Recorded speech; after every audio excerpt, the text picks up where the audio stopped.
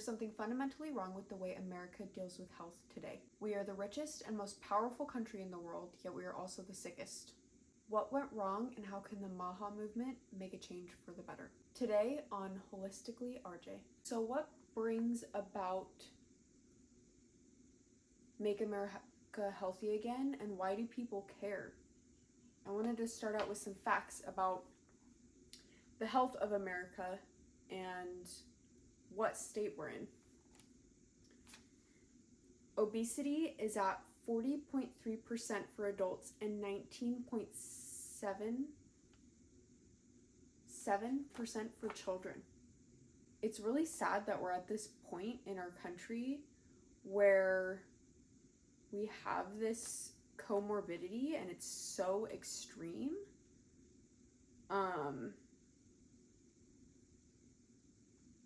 And the things that are causing it, like sugar and seed oils and the propaganda around those things, and maybe not even just the propaganda, but how normalized they are in our country and society, is just baffling. And along with that comes chronic disease, which is at 60% for adults and 20 to 43% for children. I just can't believe that we as a people want to be living this sick. We are so sick. There has to be some sort of change, and so many people in our country are waking up to this. And for me, I think that's really great. And I hope that we can make a lot of change in the next 4 years.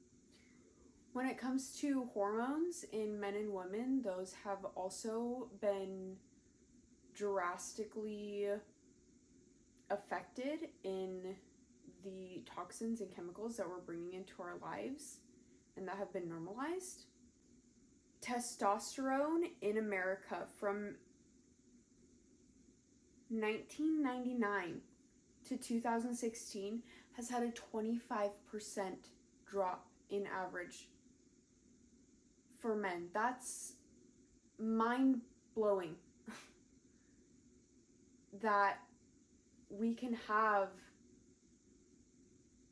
our hormones affected so much, and what implications does that have on our country and how we behave and how we think?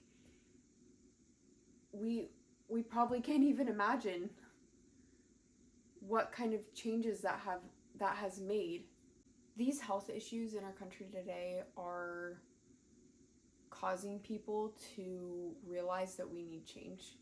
And enter MAHA, or Make America Healthy Again. The biggest themes I see in the MAHA movement are a hatred for big food and big pharma. I think those are the two biggest pillars that everyone in the Make America Healthy Again movement believes in and wants extreme change from. And they want to see so much more transparency in those things. There are a lot of things that we should see from this Make America Healthy Again movement and the administration. The biggest thing should be transparency. We don't have any transparency in our cost of care, cost of drugs. The insurance companies use PBMs to give themselves kickbacks, and I mean, that's a whole topic for another day. There's not enough transparency with studies, and I don't know if I would say transparency because I feel like all the information is out there for the most part. There is an issue with government studies being behind a paywall, which I think is a huge issue. I think that taxpayers should be able to access that for free. But the information is out there, but I guess the information's just not simple enough. People don't understand that these studies are being funded by the people that are creating the drugs. So obviously they have a bias towards it working. And there are drugs like vaccines out there that have only been studied on the effects for days. And it's just mind-blowing. Like, it's just incredible that we don't come together to demand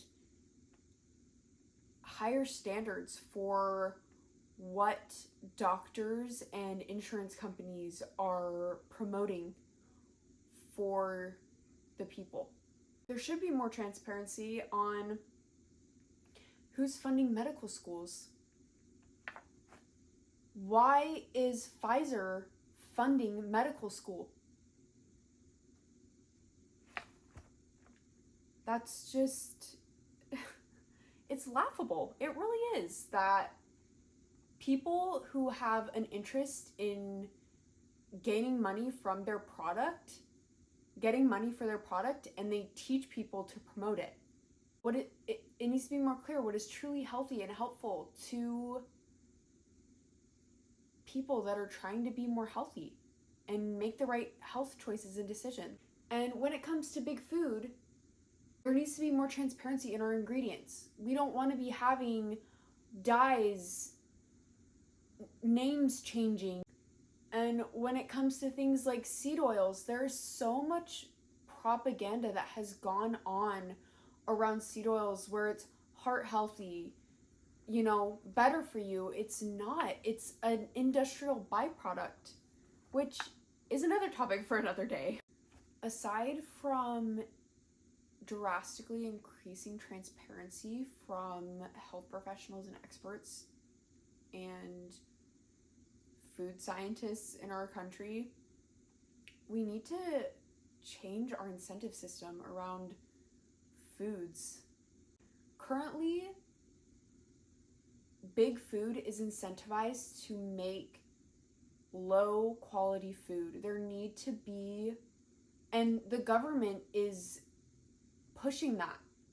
We need more in place to motivate farmers to grow organic and other things like that. It's incredible that everything is incentivized for us to eat more garbage food and ultra processed food. We need more simple whole ingredients, and it needs to be more normalized in our country. And lastly, I think this is also one of the biggest things on my mind all the time, is that we need to change our culture.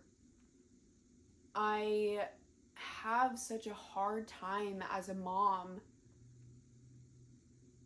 dealing with, like, I grew up, doing an Easter egg hunt, going trick-or-treating, getting loads of candy in my stocking, and so it's hard for me to not want to do those things with my kids, and I do them with my kids. I make compromises for sure, but it's not even just those once-a-year events that are difficult. It's I see it in everyone. When I go to church functions, people fill their plates with junk. Or when I go to a family, just hanging out with my family, like, my kids are given candy, Doritos or whatever. It's just, ultra processed food is so incredibly ingrained in everything we do and everything we eat. It is simply incredible to me that we have come so far from just eating real food. And I hope we can change that with what's changing in America, and hopefully MAHA can be the change that we need. Thanks for listening. Talk to you next time. Holistically, RJ.